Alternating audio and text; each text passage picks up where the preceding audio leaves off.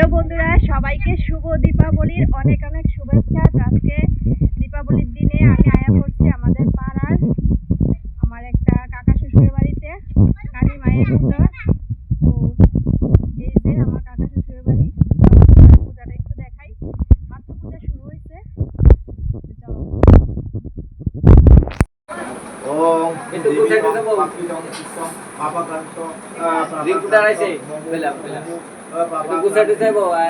আসলে কোনো ইয়ে করতে হবে আমরা কই আসে না আমরা আইসা কই দিলাম